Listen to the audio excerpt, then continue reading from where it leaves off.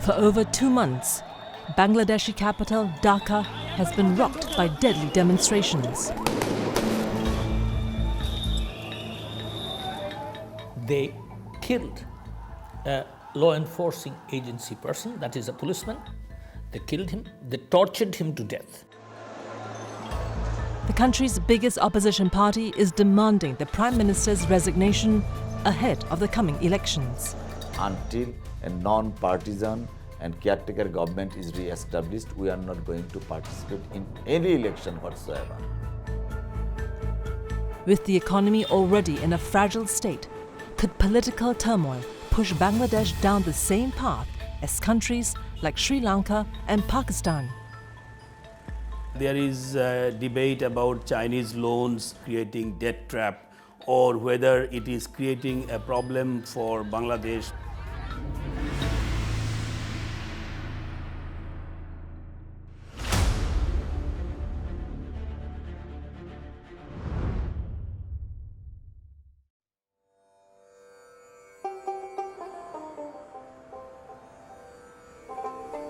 In October and November, many garment factories in Bangladesh sat empty.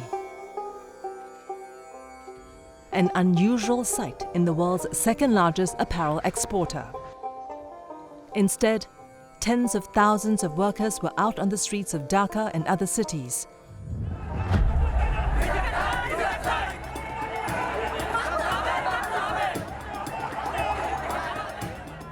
Rallying for higher wages.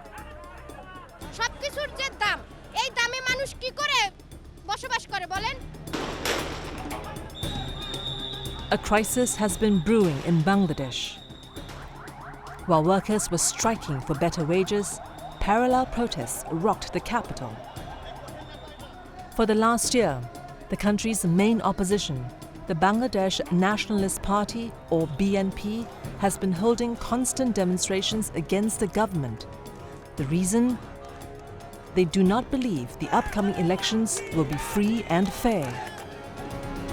We have bad experiences regarding the elections, because in 2018 I was a candidate from BNP as well. I was not allowed to campaign at all, and unfortunately I did not have the opportunity to cast my own vote either. So it is well evidenced that under this present regime, election will not be fair, impartial, inclusive and participatory. Elections in Bangladesh are a typically contentious affair. Unfortunately, the past few elections we have experienced, or the elections that were held by the incumbent governments, none of the elections were free and fair according to general view. The elections were held in 2014 under the sitting government of Awami League, and that was same case was in 2018. The ministers who were in the cabinet, and of course the Prime Minister, would have enough influence on the functionaries of the Election Commission. These officials have been reared by present government, given all kind of a benefit. Therefore, a kind of a clientele state has been made, and there will be no free and fair election, as is seen in last 2 elections.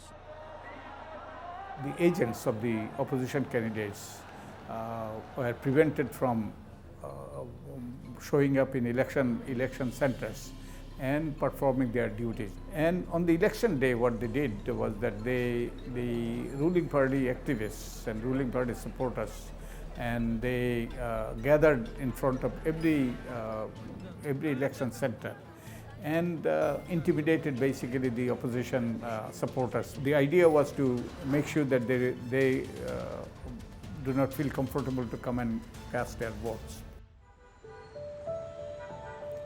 The opposition has long accused the Hasina government of repressive tactics, sometimes using more nefarious methods than rigging the vote. Tambina Akhtar Poppy runs a shop selling fabric. But today, the mother of 2 is attending a rally for those who share her painful experience. আমার husband Mohammad Abdul Majid Mirpur থাকতো, মিরপুর কাফরুলে ওদের বাড়ি। তো উনি আবাসন ব্যবসায়ী ছিল। তো দেখা গেছে যে ইন্টারেস্টের মাধ্যমে বিএনপিতে যোগ হয়েছিল আর কি। তো এর মানে বিএনপিতে যোগ হয়েছে 13 সালে, আর 14 সালে উনি নিখোঁজ হয়ে গেছে। Abdul vanished without a trace after he was forced into an unknown car. While Tamina cannot say for certain, there are suspicions that her husband is among those forcibly disappeared. Enforced disappearance refers to cases where the authorities directly or indirectly abduct someone and hold them incommunicado.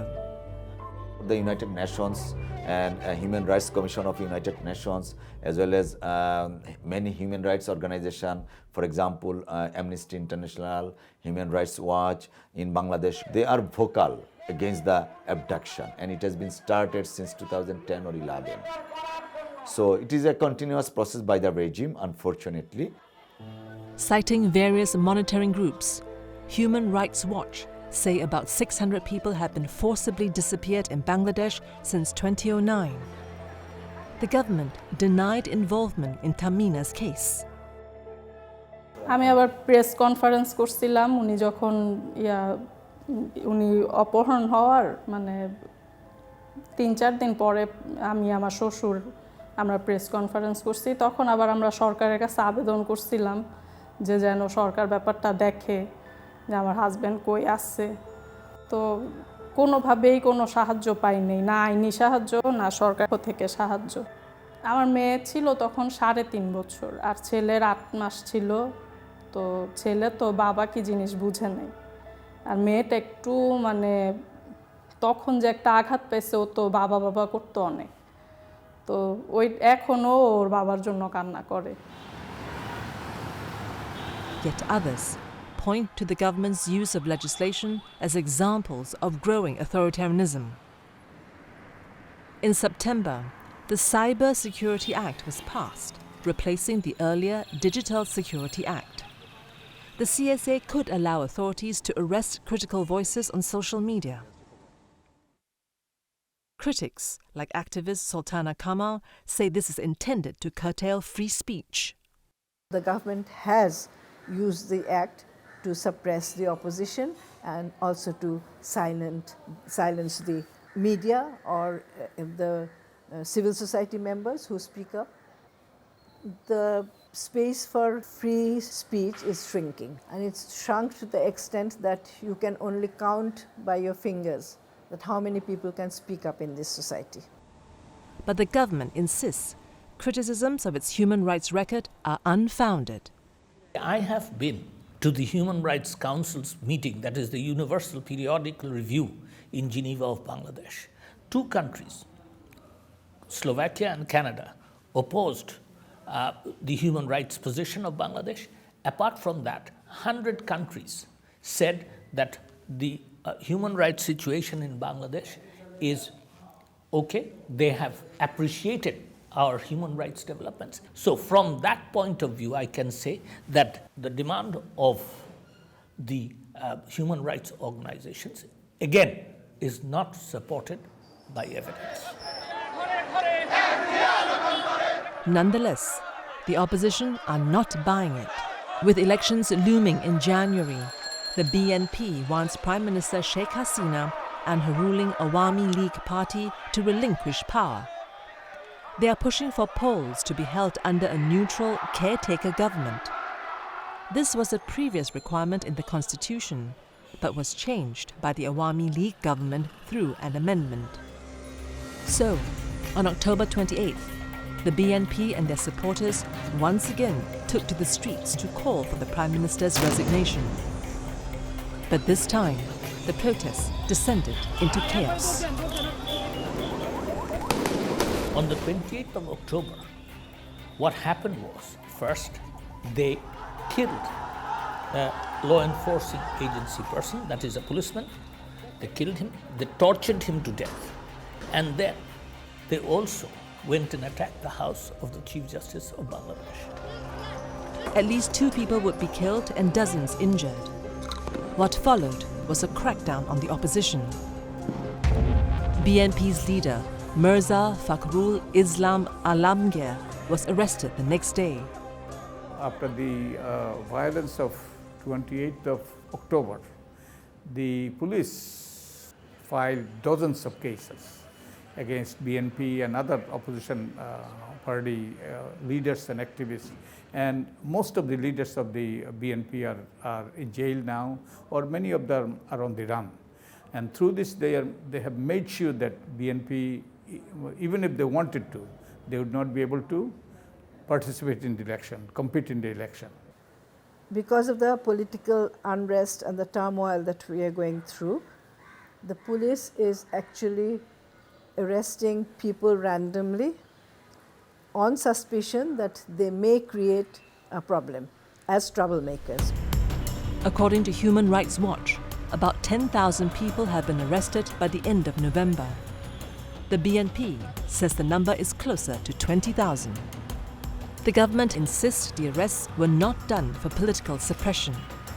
The fact is that we, the ruling party, the Bangladesh Awami League, had given space to the opposition to press their demands, to even politically go to the people and express their opinion regarding the government. Of course, when they did it peacefully, without violence, the government did not interfere.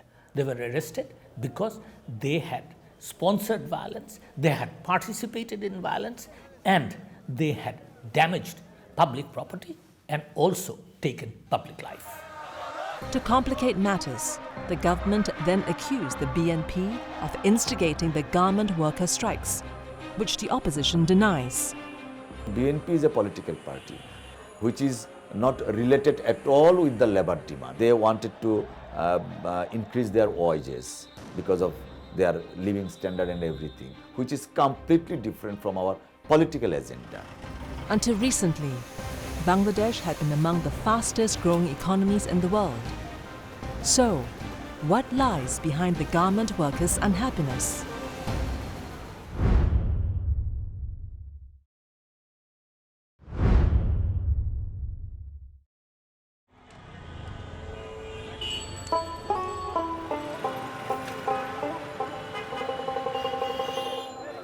Under the Hasina government, Bangladesh's economic growth has been stellar. It was the fastest growing economy in Asia, averaging a 6.5% GDP expansion in the last decade. Bangladesh is considered to be a development miracle. Bangladesh was able to take advantage of the global opportunities which emerged in the recent past, particularly in view of entering into the export markets, particularly apparels market. Bangladesh is the second largest exporter of apparels in the world. In the fiscal year of 2021 to 22, apparel exports were valued at over $42 billion, a crucial sector to the country's growth story. বাংলাদেশে গার্মেন্টে এখন প্রায় 40 লক্ষ শ্রমিক কাজ করেন বলে আমরা জানি, যার মধ্যে 60% হচ্ছে নারী। আমাদের এক্সপোর্ট ইনকামেরও প্রায় 80%-এরও বেশি আসে এই খাত থেকে। এবার এসছে হচ্ছে প্রায় 84% এক্সপোর্ট ইনকাম এই খাত থেকে এসছে। ফলে আমাদের অর্থনীতির একটা খুব গুরুত্বপূর্ণ খাত, আপনি বলতে পারেন যে অর্থনীতির মেরুদণ্ড, বা আমরা সবসময় বলি যে গার্মেন্ট হচ্ছে বাংলাদেশের অর্থনীতির প্রাণ। On the back of the economy's strong performance, Sheikh Hasina became the country's longest-serving prime minister, winning re-election in 2014 and 2018. She heads into the January polls, hoping to clinch an unprecedented fourth term.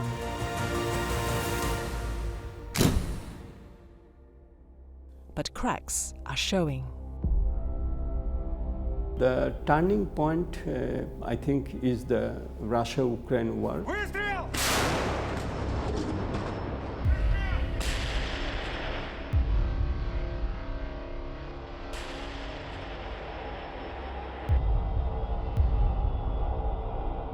When the prices went up and Bangladesh balance of payments position sharply deteriorated. And in over 1.5 years, the taka depreciated.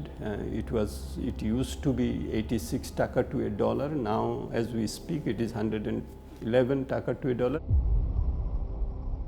So this has led to high imported inflation in the country. The standard of living of the people, which was improving secularly, that has come to a halt because of the high inflation. The food inflation in October was 12.5%. The general inflation was almost double digit, 9.9%. And this was what drove the garment workers to march in October.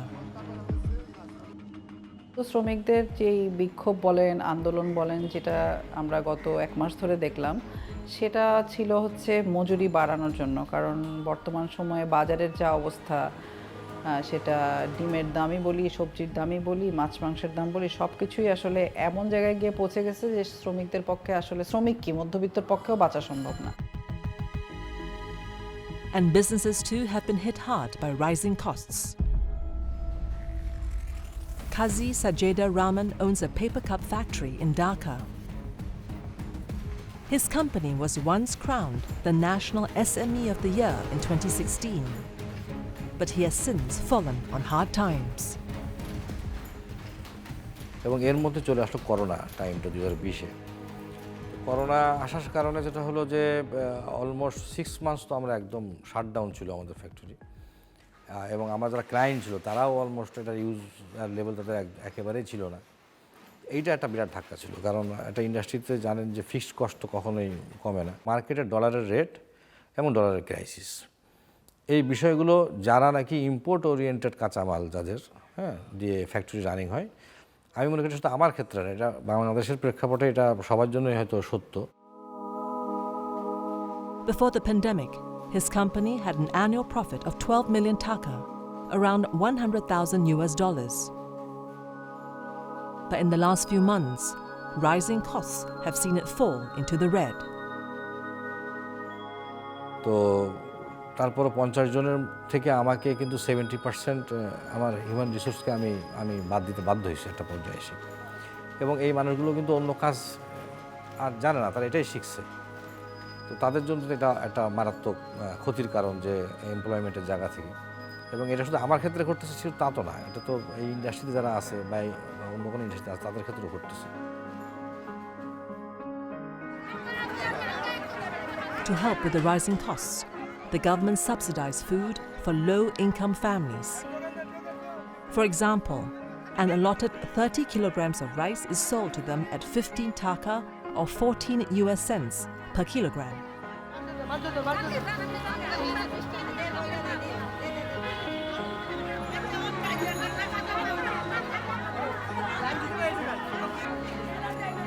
The Prime Minister and her party, Bangladesh Awami League, wants that the difference between the rich and poor, the gap, must not be big. Everyone should get their needs, basic needs.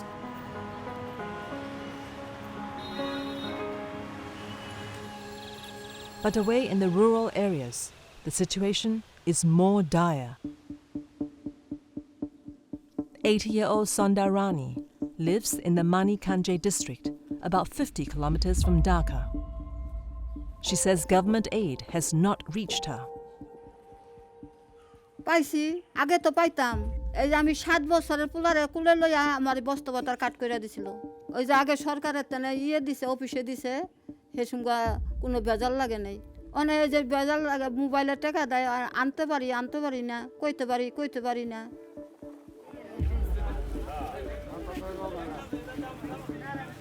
কইছি আমার কিছু দেয়, হেরা তো দেয় না। সরকারে যে কম দামের তেল তুল দেয়, চাল চুল দেয়, আদা দেয়, ওইটা দেয়, ডাল দেয়, কিছুই তো দেয় না। While poverty rates in Bangladesh have halved since the turn of the century, there is a gap between urban and rural populations. According to the UN, about 15% of Bangladeshis live below the poverty line in urban areas. In rural areas, the number is 20.5%.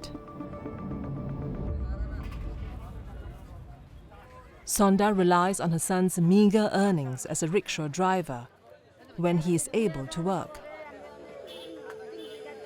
পোলায় যদি না চলে একদিনকে চলে 7 দিনকে বইয়া থাকে কষ্ট তো ওই সবারই কষ্ট হয় আমার বলবার না সবারই কষ্ট হয় এই তেল গুনি কত দাম বাড়াইছে লবণ গুনি আগে 30 টাকা 20 টাকায় আনছি লবণ গুনি অনেক 40 টাকা কইরা 50 টাকা কইরা নেয় ভালোটা না আমার পয়সা খাওয়ার টাকাতে মরাই ভালো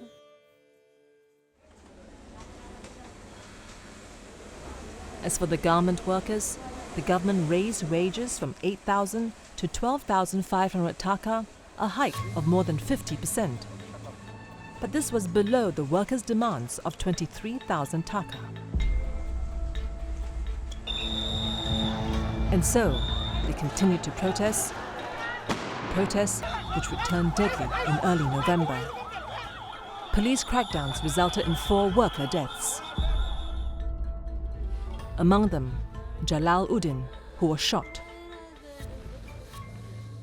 যারা গুলি করেছে মালিকরা কি করছে পাড়ায় প্রশাসনের লোক আনছে শ্রমিকরা জোর করে কাজ করাবে পুলিশের ভয় দেখে এলোপাতারিভাবে পিটনা সিটনা দিয়ে তখন শ্রমিকরা যখন কাজ করে না আরও আন্দোলন করতেছে ওদের দাবি দেওয়া পূরণ করে না এখন দ্রব্যমূল্য বাজার মূল্য কী যে সবাই তো জানে শ্রমিকরা কে পরে একটা টাকাও থাকে না এদের মূল্য এদের দাবি কেউ পূরণ করে না বলে মালিকরা এই ষড়যন্ত্র করে সবাই মিলে প্রশাসনের লোক আনছে আর জোর জবরদস্তি করে কাজ করাবে ওরা করে না বলেই এই গুলি চুরলো ফলে তারা এই যুক্তিটা দেন কারণ একটা ক্যাপিটালিস্ট কান্ট্রির মধ্যে আসলে আমরা বরাবরই দেখেছি মালিক সরকার শ্রমিকদেরকে আসলে কি দৃষ্টিতে দেখছে সেটা এখানে খুব গুরুত্বপূর্ণ এখানেও আমরা যেটা দেখি যে আমাদের শ্রমিকরা যে আসলে 3 বেলা পুষ্টিকর খাবার খাবে একটা ভালো জায়গায় থাকতে চাইবে বা ভালো চিকিৎসা চাবে বা তার সন্তানকে কোথাও ভালো জায়গায় পড়ানো চাবে এই চাওয়াটাই যেন একটা খুব বড় অপরাধ ফলে সেই জায়গাগুলোতে যে শ্রমিকদের দিকে মনোযোগ হওয়া সেটা আমাদের কাছে মনে হচ্ছে যে মালিকরা আসলে সেই মনোযোগটা দিচ্ছেন না বরং ওনারা বারবারই সবচেয়ে বেশি প্রফিট করতে চাচ্ছেন শ্রমিকদের কাছ থেকে But in this weak macroeconomic environment, some business owners' hands are tied. Defaults hit an all-time high in June, with non-performing loans accounting for more than 10% of bank loans. Credit has dried up. For Kazi, he has been unable to secure financing to keep his business going. তখন তো সবচেয়ে বেশি ক্ষতিগ্রস্ত এসএমইরাই হয় কারণ তাদের ব্যাকগ্রাউন্ডে তো এরকম ফ্লুয়েন্স অফ মানি থাকে না যে তারা একটা ইস্যু থেকে আরেকটা ইস্যুতে তারা ইনভলভ করে সেখান থেকে কামব্যাক করতে পারে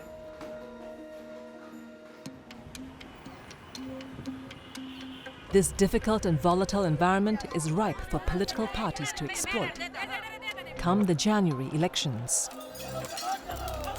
এবং নির্বাচনের সময়টাকে বেছে নিয়ে ওনারা এই রকম একটা পরিবেশের মধ্যে রাজনৈতিক দল বা কেউ সুবিধা নিচ্ছে কেউ নিতেই পারে কিন্তু শ্রমিকরা যে বিক্ষুব্ধ হয়েছে সেটার সাথে কিন্তু আমার কাছে মনে হয় শ্রমিকরা তো কোনো সিংহাসন চাইতেছে না বা ক্ষমতা যেতে চাচ্ছে না কিন্তু বাংলাদেশের শ্রমিকরা তো শুধু স্থানীয় শ্রমিক না সে যখন মেড ইন বাংলাদেশটা স্টিচ করে এবং সেই কাপড়গুলো যখন ইউরোপ আমেরিকা চলে যায় তখন সে পুরো একটা গ্লোবাল সাপ্লাই চেনের অংশ গ্লোবালাইজেশনের অংশ ফলে এর দায়িত্ব শ্রমিকের ভালো থাকা খারাপ থাকা এটার সাথে কিন্তু শুধু বাংলাদেশের মালিক বা সরকার না বায়ারদেরও সম্পর্ক আছে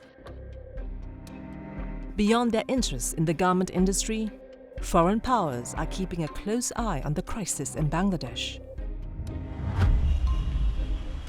Because the nation of 170 million people has become an important piece in superpower rivalry.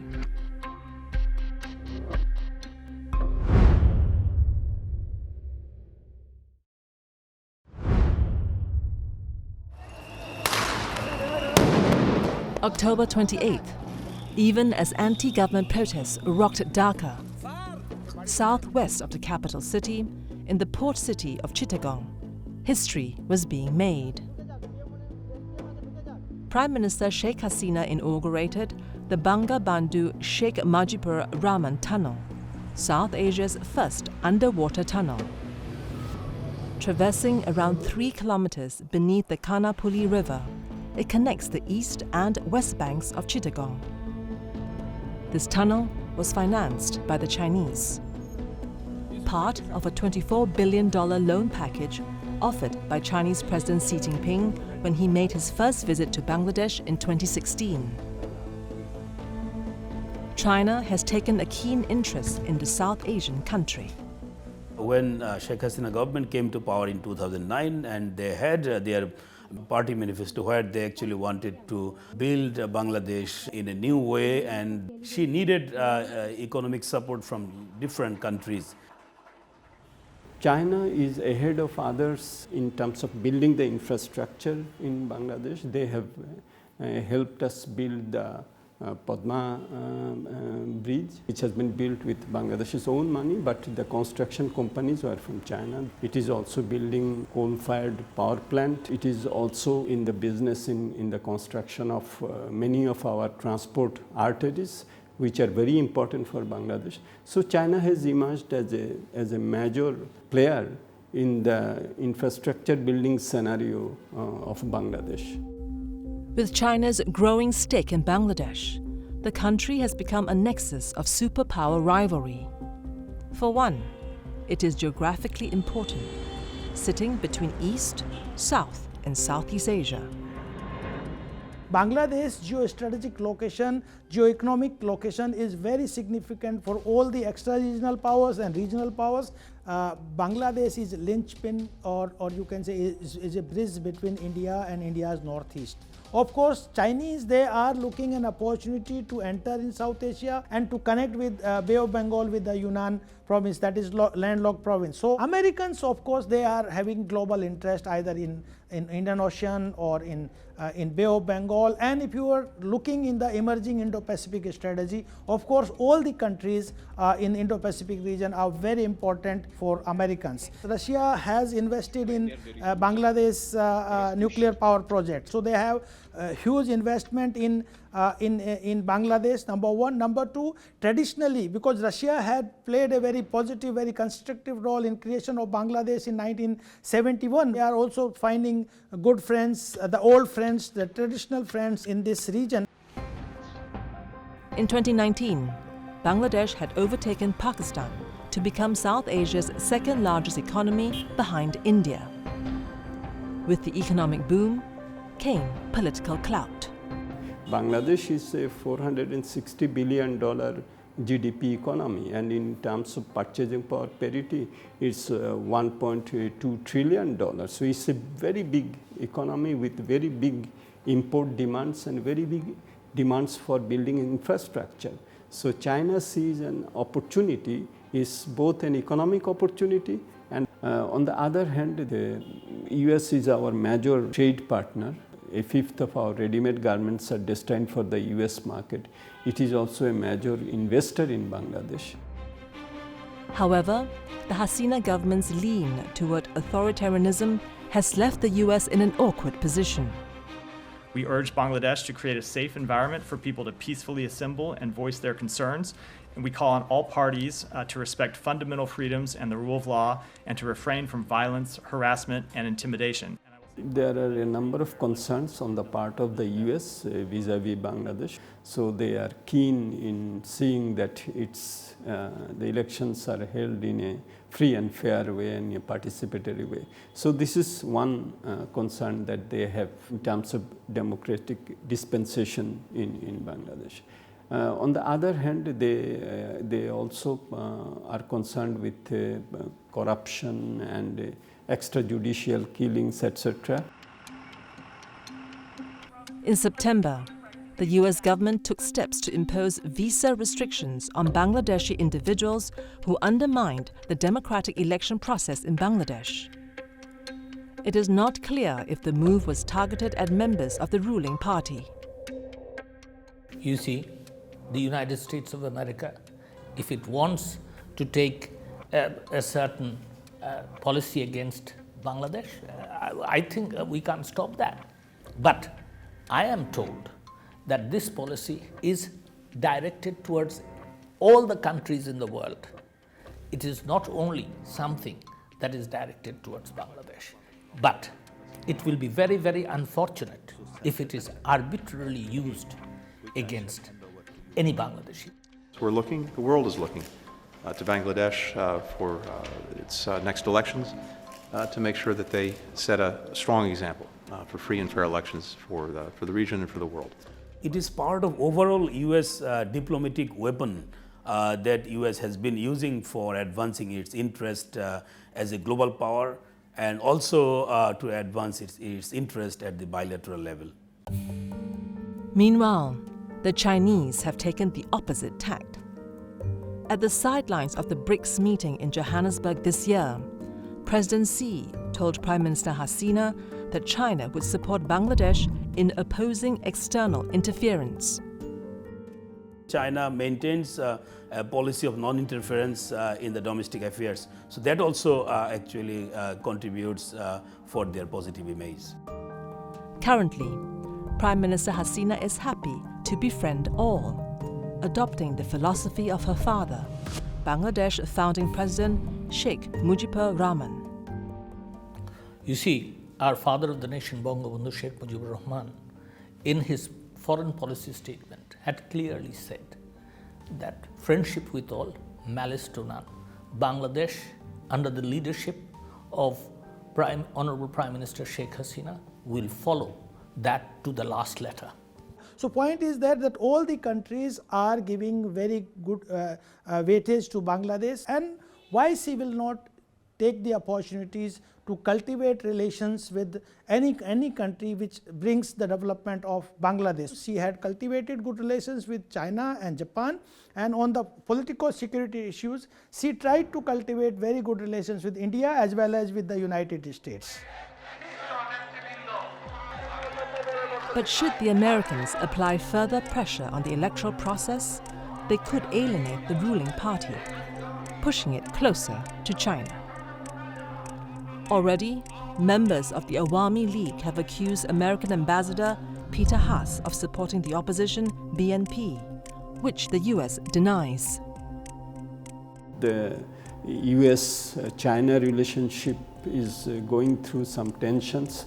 So all these, I think, will put Bangladesh's foreign policy under a lot of challenge. So US is also concerned that Bangladesh doesn't have a very close strategic relationship with China, and it doesn't get into China's hand. So India and USA have a common interest with regard to that geostrategic perspective. So I think that as we move towards the election, obviously we are also apprehensive that US might take some punitive actions also if it has concerns with regard to elections. Bangladesh is understanding India's concern in the region. It would not have any problem cultivating its relations with China. Because if the Chinese are coming and having developmental projects either in the Paira ports or Mongla port, or developing tunnels or bridges, infrastructure, friendship bridges, it doesn't have any adverse impact on India-Bangladesh relations. If there is any security concern, and if any projects that has concern for India, India will ask the Bangladesh government to have the transparency so that Indian security interests should not be adversely impacted by any of the projects that the Chinese are bringing in this region. Yet, there is one more worry for the US and India, should the upcoming elections in Bangladesh turn ugly: the rise of hardline Islamists.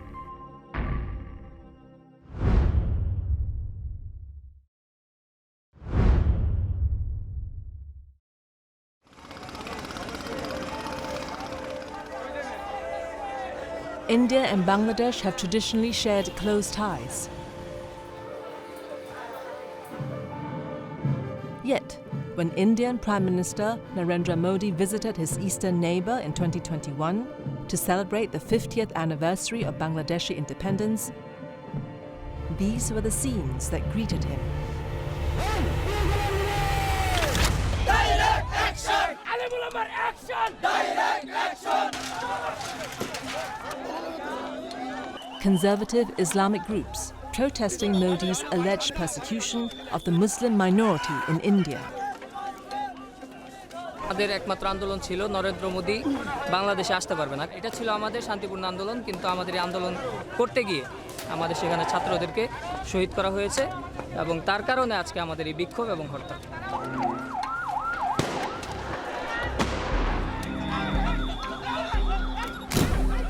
The government under Sheikh Hasina has cracked down on religious extremism in Bangladesh, including banning the Jamaat-e-Islami as a political party, which was accused of war crimes during the country's War of Liberation in 1971. The Jamaat was regarded as a hardline group and was Bangladesh's largest Islamic political party. Jamaat-e-Islam was banned in Bangladesh politics, the political parties, but the other forces had come out to replace the vacuum created by Jamaat-e-Islam, that is Hifazat-e-Islam. And Hifazat-e-Islam is still very active in Bangladesh politics and issues, and sometimes they also behave like a radical forces, not all the time. These groups could fill the vacuum left by the BNP, which has decided not to participate in the January 7th election. BNP is boycotting election because we have a political commitment as well as political objective towards our constituents, voters, that unless and until a non-partisan and caretaker government is re-established, we are not going to participate in any election whatsoever. The BNP had traditionally been aligned with the Islamist parties. So, in its absence, BNP supporters could be channeled to right-winged religious parties at the ballot box. I think this kind of confrontation may be exploited by radicals or by extremists, and from that point of view I think it is a concern and for which we have to be very cautious. While people get alienated, they don't see any solution.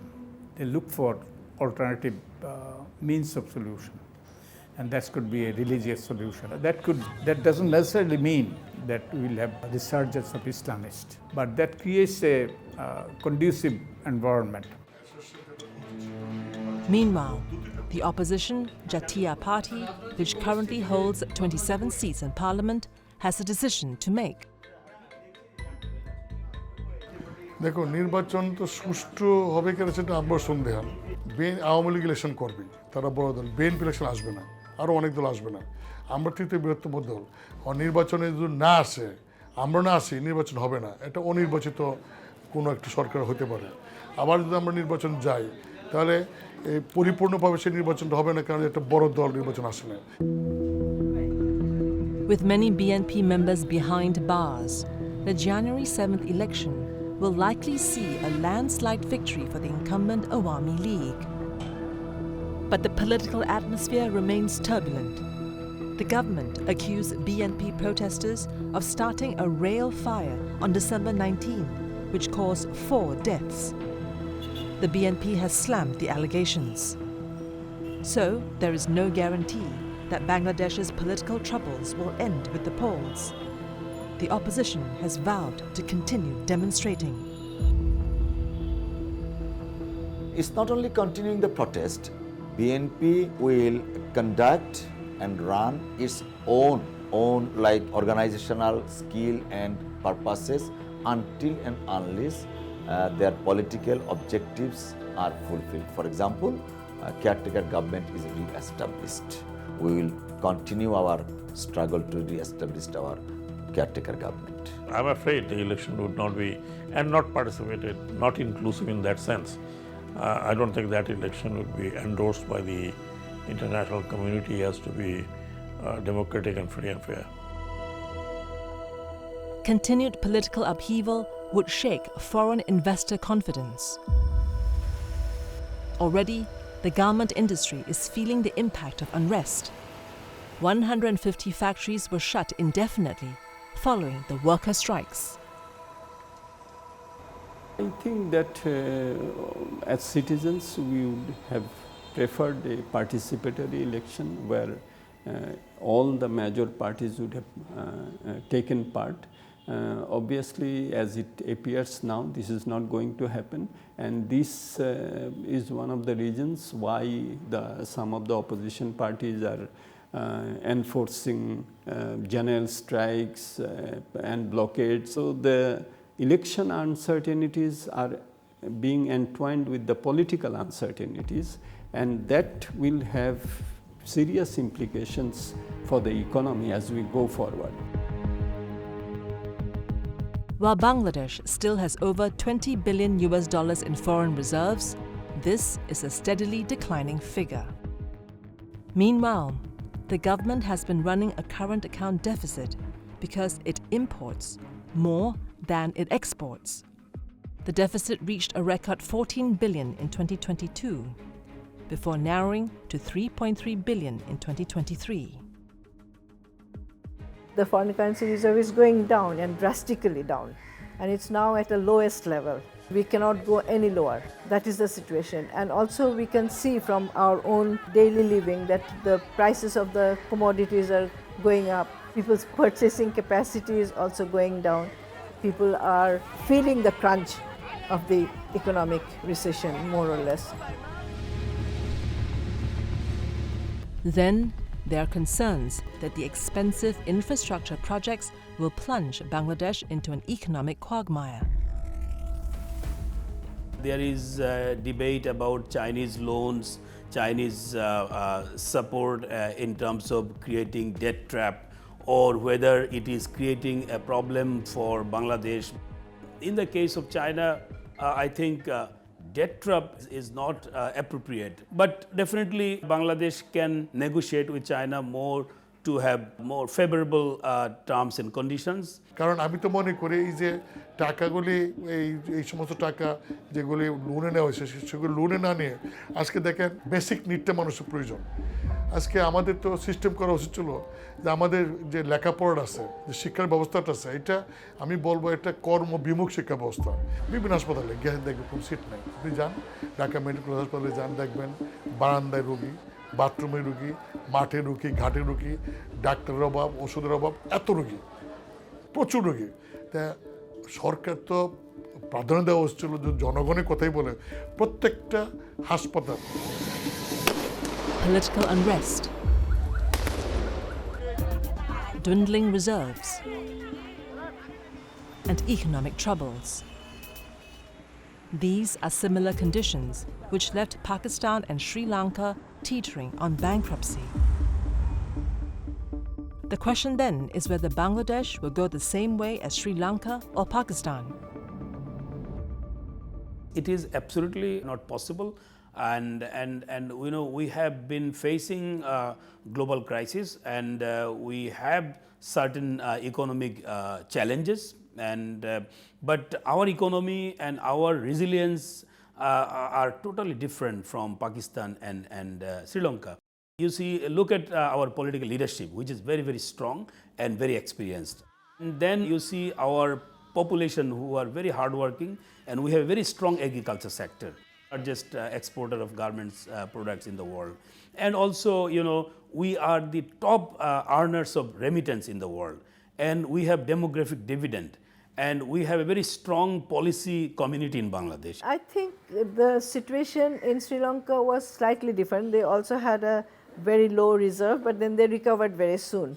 And our problem is that the government is not even recognizing that we are in a critical condition. Okay, so to recover that condition, there has to be a recognition. And unless the government recognizes it and do something to get over it, we will have to go through this crisis. The world is going through a financial turmoil, and Bangladesh, even under those very adverse circumstances, have maintained its growth in the GDP. We will try to maintain that. We will work towards that. And I hope with the resilience that the people of Bangladesh have, we will survive. A strong mandate and an election seen as legitimate will allow the government to tackle the country's severe challenges. Bangladesh is a real serious risk of being victim of the climate change. And so that should be our top priority as a nation. And also other priorities should be the Rohingyas who are here. We should be doing everything possible so that Rohingyas, this problem is solved. And the parties should come together and come up with some reforms, deep reforms, for long-term sustainable solution of many of these problems. এই অবস্থা আসলে গণতান্ত্রিক পদ্ধতিতে যদি সহনশীলতা না থাকে, গণতন্ত্রের প্রতি শ্রদ্ধাশীল না থাকে এবং ডেমোক্রেসির সবচেয়ে বড় একটা ফ্যাক্টর হলো ডায়ালগ। এটা হলো গণতন্ত্রের সৌন্দর্য। সেই ডায়ালগটা যদি না হয় তাহলে সমাজ অনেকগুলো জাতীয় সমস্যার সমাধান হবে না।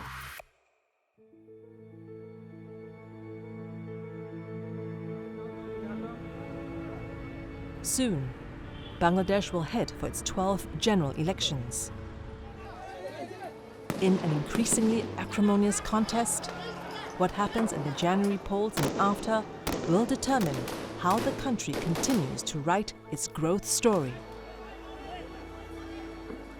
So as we go forward towards 7th of January, the elections, the uncertainties are increasing day by day, and if the opposition also continues with its agitation, so obviously it can also have long-term footprints beyond the election. Peace and stability are not just issues for the government or for certain section of people. It is for the whole country and the whole society. The country was created to ensure the right of self-determination. And our valiant freedom fighters gave their lives, shed their blood for right to self-determination. I think even though the successive governments and ruling coterie has been doing everything possible to suppress it, it hasn't gone away, rather it has become stronger. So I'm hopeful, I'm not pessimistic. We will have a democratic Bangladesh, and that's not a pipe dream. I think that it will happen.